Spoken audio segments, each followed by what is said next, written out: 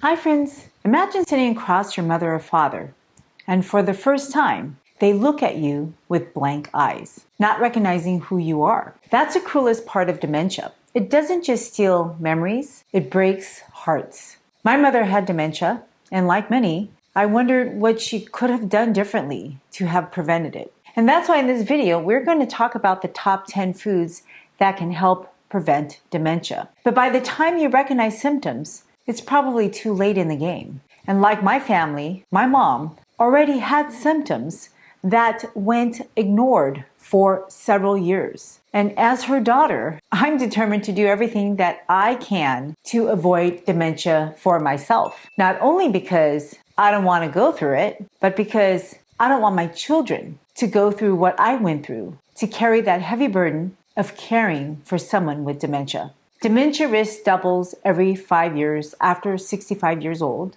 and chronic inflammation, amongst many other factors, makes the disease progress even faster. Now, if you doubt that we can reverse dementia, then check out Singapore that launched a national dementia-friendly Singapore initiative in 2016. And they have reduced their rates of dementia despite being one of the longest living countries in the world. While the US is projected to increase our dementia rates to 42% in those over 55. I have a friend who shares the same birthday as me. He's the same age as me, and he has dementia. Now here's the hopeful truth. While no single food is a magic cure, decades of research show that certain foods can dramatically lower the risk of dementia. And together, they are super powerful foods. So today, I'm going to share the top 10 foods that are most protective for the brain, why they work at a biochemical level, and how to put them on your plate every day. Now, number 1 are leafy greens. And most people I know would turn this video off because they skip vegetables, thinking that it doesn't matter because they don't taste good. But missing out on fresh leafy greens is like starving your neurons of daily maintenance. Leafy greens are rich in folate, vitamin K, lutein, and beta-carotene, all micronutrients that the brain needs to reduce its aging, repair your retina that's involved in macular degeneration, a common cause of blindness over 65. Studies have found that people who ate just one serving of leafy greens a day had 11 years younger in their brain function. Take your pick. Spinach, kale, collard greens, arugula. One big salad of them all together is not just for your waistline. It's for brain insurance. If you don't like salads, just blend those greens in a smoothie. With number 2, berries. Have you ever felt like your memory is fuzzy? That's oxidative stress at work. Berries are packed with anthocyanins that cross the blood-brain barrier to improve neuronal signaling. And women who ate blueberries and strawberries had delayed cognitive aging by 2.5 years. That's another reason why blueberries, blackberries, strawberries make the foundation of my smoothies. Add 1 to 2 cups of mixed berries to your favorite breakfast. Frozen works just as well. And if you like some daily suggestions, I'll give you some at the end of this video. Number 3 are protein-packed legumes like lentils, chickpeas, black beans. My friend who has early dementia grew up on a predominantly sugar diet. He wasn't overweight, so he assumed he could just eat lots of sugar and simple starches. He focused on portion control, which controlled his weight. But junk food is junk because you can't use that food to repair, defend, and protect your brain from silent injuries. Sugar lacks the power to decrease inflammation in the brain. Legumes, they don't just provide energy. They're not just carbs. They provide essential proteins, and they also stabilize the blood sugar. They provide micronutrients such as folate, magnesium, and plant antioxidants that improve your blood flow. And populations with legume-rich diets show improved cognitive performance. Make lentil soups, hummus, bean chili. I eat legumes 7 days a week. Now, number 4 are nuts and seeds that protect your brain, which is mostly fat. Protecting that fat is crucial. Nuts and seeds provide vitamin E, which is a strong antioxidant, omega-3 fatty acids, as well as polyphenols that defend brain cell membranes. The crown of nuts are walnuts, which is associated with better memory and executive function.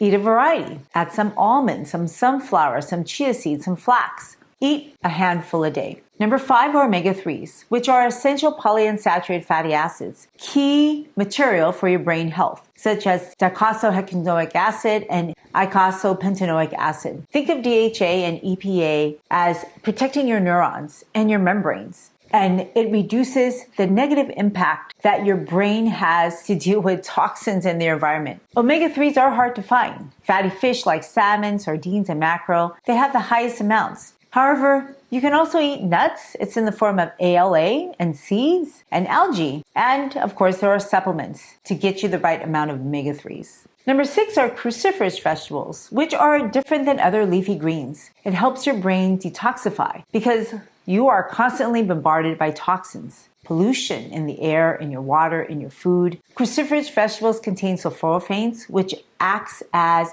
detoxification enzymes to protect the brain against oxidative damage. Now, higher intake of cruciferous vegetables is associated with slower cognitive decline. Pick your choice: broccoli, Brussels sprouts, cabbage, bok choy. Just remember to cut it up to preserve the sulforaphanes. Number 7 are whole grains. Sure, they're carbs, but unlike sugar, whole grains are packed with fiber and micronutrients. The brain runs on glucose, but it needs the micronutrients to use that glucose, and hence flooding the system with refined sugar doesn't work to make you healthier. Whole grains provide B vitamins like thiamine, niacin, and folate to regulate energy metabolism and blood flow. Hence, the Mediterranean diet and the Mind diet are full of whole grains. Cook your whole grains like oats, quinoa, and skip the bread and the processed pasta. Number 8 are citrus fruits. That's not just sugar. Citrus fruits contain vitamin C, flavonoids, hesperidine to strengthen blood vessels, and they act as antioxidants to protect your brain. Eat it daily. Oranges, grapefruits, tangerines.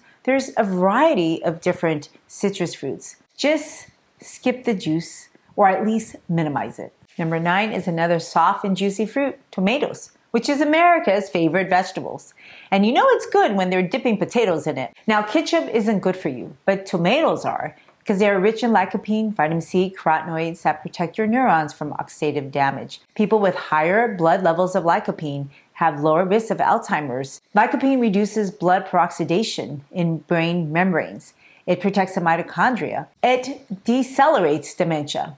Now, number 10 is a fruit that complements tomatoes and whole grains. Those are avocados. They are packed with monounsaturated fats, such as lutein, and vitamins like vitamin E, potassium, that support your blood flow and your brain health. Clinical trials show that people who eat more avocados, they have better attention and working memory, especially in older adults. Now, healthy fats improve blood flow. Lutein, zeaxanthin, vitamin E, they all protect your brain, your hippocampus. So let's go over some of the meals in a day that you could be eating to protect your brain. Let's say for breakfast, you eat whole grain oatmeals with blueberries and walnuts, and you add it with fortified soy milk. You can complement that with a blueberry kale shake. For lunch, a spinach salad with citrus vinaigrette and some seeds and nuts. For a snack, you can use carrots and hummus and a handful of nuts and a bowl of fruit. And for dinner, you can saute some mushrooms with the onions and broccoli, chop some tomatoes, add some quinoa, sprinkle some crushed nuts and seeds, add some lentils. And for desserts, well, every meal can have a dessert if you make it a fresh fruit, fresh oranges, tangerines, or bowls of berries. Hi friends, I am so thrilled that you want to take charge of your health and take charge of your food. Now, I know nutrition can be complex, but it doesn't have to be. And I'm here to support you in this lifelong journey. So if you point your camera app to this QR code, it'll take you to a link for a free handout that I created just for you. And if you like it, if you want to see other handouts, please go to the link in my show notes, and then you can leave me your feedback on what I could do to help you in your journey. Okay, back to the video now. Let me show you some of the dishes that I made. Today I went grocery shopping and I'm going to make dinner with everything I bought. But before I start, I wanted to point out where I'm going to get my protein. Now, if you've noticed, everything on this countertop is pretty much like plant-based. And some days we have just totally plant-based. So right here is a block of tofu. This tofu, 4.5 grams of protein per block of tofu. Guess how much calcium this tofu has? There's 100 grams of calcium per servings. So there's 4.5 4.5 servings. So this block has 450 grams of calcium. That meets almost 50% of the RDA's daily recommended calcium for a person in a day, right? So if you ate this whole block, you could get a lot of calcium. Now, guess where the other source of calcium is? Right here. I have it in the kale. It's a whole bunch of kale. It probably would fit, I would guess, maybe 10 cups or so. So each cup of kale, raw kale, has 2.5 grams of protein. And guess how much calcium each cup has?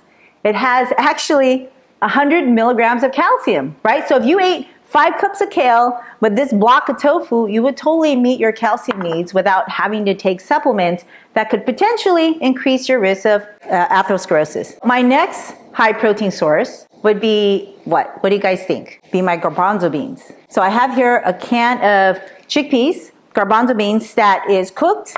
I rinse them, I drain them. They're low salt or no sodium. You can buy either one. Chickpeas. It has 18 grams of protein in this entire little bowl, right? There's not a lot of bowls. So what I'm gonna do is I'm gonna make a hummus with that chickpea that's gonna go on top of this, which is my rye bread, whole rye bread. It actually looks pretty nice. So I've never actually tried this yet because I just bought this. That rye bread has 24.5 grams of protein. Yeah, it has 24.5 grams of protein, but it actually has more fiber.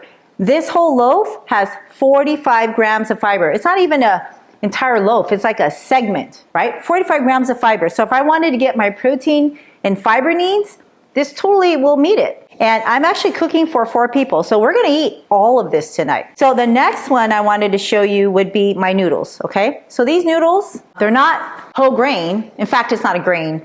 These little noodles, they're actually made out of chickpeas. And I bought this today because I want my family to eat more beans. So these noodles, I believe it has 44 grams of protein. This entire cup that I'm gonna boil in water to feed a family of 4. So I'm just telling you like the high protein areas, but really all of my food here has protein. Every plant has protein. So I bought some mixed greens. So this is some Swiss chard, there's arugula, there's baby kale, and I believe this is a different kind of Swiss chard. So these all have protein, but we can't eat a lot of it because it's not filling, but it's very nutritious. I bought some red onions. I want the polyphenols. That's why I want the red colors. And then these tomatoes, vine-ripened tomatoes, taste so much better. And when you pick them off the vine and smell it, it'll be very fragrant. Now, the trick to eating tomatoes is to extract as much lycopene as possible. And do you know how to do that? You put it on heat. Okay, so you can either put it in the oven and roast it lightly, or put it over the stovetop and roast it, or you can cut it up and dice it and saute it. And then you're gonna make a tomato sauce. This is a canned tomato sauce that I bought to just like speed up the process. I was gonna add fresh tomatoes to my can. I also bought some balsamic vinegar because I always like to pair vinegar with my carbohydrates. Vinegar has acetic acid, okay, which is very different from the lemon acid. These are both sour, but this is citric acid, which is not the same as acetic acid. Acetic acid will actually activate an enzyme in your body called AMP kinase that helps you to maintain your blood sugars, right? So when you eat carbohydrates like whole grains, your sugars will spike. Sugar spikes are very normal. Everybody spikes their blood sugar if you measure it quick enough. And if you don't, you're not absorbing your carbohydrates if you're eating glucose. Okay, that's another problem. But if you are absorbing your carbohydrates, the key is to let it slowly absorb. If you absorb it too rapidly, then you actually do spike your sugars. Your sugars will be higher. So I always try to eat high sugary foods like starch with something else. So a lot of people want to pair it with protein. You could do that. You could pair it with protein. You can pair it with fat. A lot of people do that. And sure, it's going to delay your blood sugars. But the problem is you're just delaying your blood sugars. Protein and fat, like pure protein, which has fat. Usually people eat protein in terms of meat that comes with saturated fat. Saturated fat inhibits your mitochondria from metabolizing the sugar. So what happens is you see a delay in blood sugar spikes because fat delays gastric emptying. So if you don't empty your stomach contents, you're not going to absorb the food, right? Because you can't absorb it until it gets to your intestines. So when you don't absorb it, well, not at that time, but a couple hours later, you're going to actually have higher blood sugar levels because it inhibits your mitochondria from working. Saturated fat inhibits your mitochondria from processing the sugar. So what happens is you have higher blood sugars for longer, increasing insulin, increasing your insulin resistance. And that will make you gain weight and make your diabetes even worse, or your pre-diabetes even worse. So when I eat starchy foods that I know it's going to spike my blood sugars, I try to pair it with a high fiber, high protein food. Because the key is the fiber, it actually blocks the absorption of the starch. Imagine like mud trapped on your hand and you can't get it off. So when you eat high fiber, the fiber, especially soluble fiber, cakes on to the starch and prevents it from being absorbed by your intestine. So that's actually the key. So if you can eat fiber, I mean, you can literally do this with like psyllium husk, but there's no nutrition in psyllium husk, right? Like why take real estate away from your stomach when you really need to eat nutrients? So my whole point is to eat high fiber foods that'll give me nutrients so I can get my calcium, get my protein, right? And get all these antioxidants that are in this cherry, this fruit filled with sugar, that is not going to be in, like if you eat granulated sugar, right? Table sugar. And food order is also key. So after I'm done with this, we're going to eat the salad first with the kale, because that's going to be like a fiber wall, right? That's a low calorie food that's going to fill our stomach up first. And then we're going to eat the bread after that. Okay, so actually this bread is the starchiest food that I have on my table, because everything else has basically are low calories, lots full of water, or just, not a lot of starch content as much as there's other nutrients like protein as well as fiber in it, right, mixed together. And if you've noticed that I have a variety of processed and unprocessed foods, I will process a lot of this. I'm just going to cut this up and saute it. The mushrooms as well. These mushrooms are special. Let me take it out to show you. These here are shiitake mushrooms. And the reason why I pick shiitake mushrooms are for a couple reasons. Mushrooms give an umami flavor to my food. It's going to give that extra sensation, right, to make the food taste like why people eat meat. It has that extra flavor. So I'm going to use this to flavor my spaghetti sauce. But the thing with shiitake is it has a component in it called lentinin. The Japanese have been studying it because it blocks cancer cells. Okay, so whenever I can, I'm gonna eat mushrooms. The other thing with mushrooms is it has beta glucans.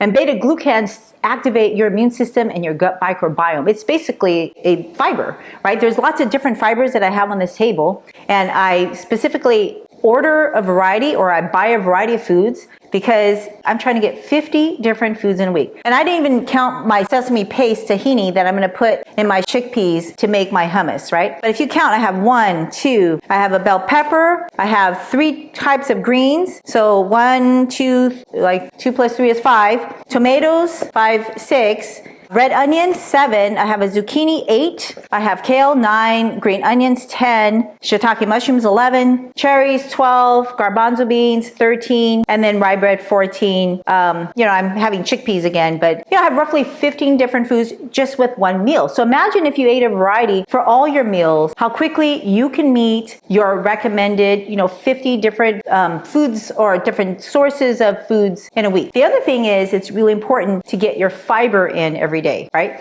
So lots of people, I think the average American gets 15, not even 50 grams of fiber in a day. It's recommended that people get at least 30. I'm making this for 4 people. If we ate all this food that I'm making in one meal, it's probably like 100 grams at least of fiber, okay? If you 100 divided by 4 would be 25 grams of fiber, which would pretty much meet close to the recommended dietary amount of fiber that we should be eating in a day. And this is just one meal. I just chopped all the vegetables that you saw with the mushrooms. I have tomatoes, I have red onions, squash, my bell peppers, as well as the shiitake mushrooms. I drizzled a little bit of olive oil to help it cook faster, and I'm going to put in the oven to speed up my cooking process.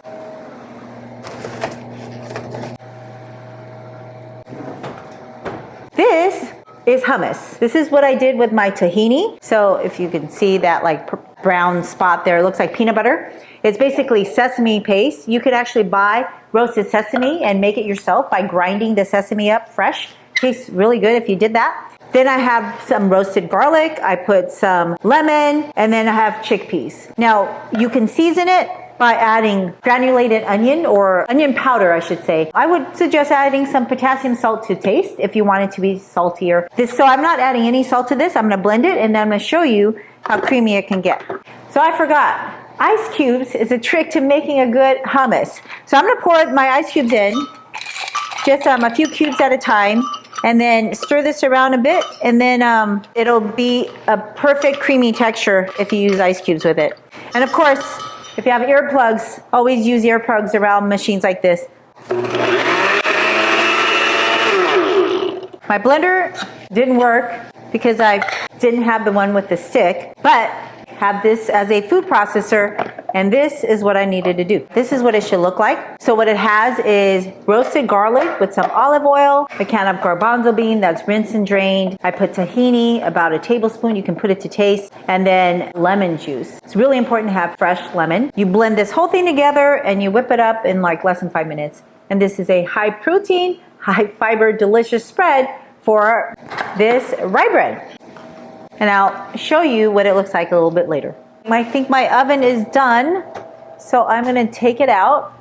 Ooh, it's actually a little bit over roasted, probably, because I burnt the tips. Okay. All right, so you see how my mushrooms have shrunk? My mushrooms, my onions, my tomatoes, they're slightly roasted. And what I'm going to do now is put it all in my blender that I just used to try to blend my garbanzo beans. But now I'm going to put that can of tomato sauce.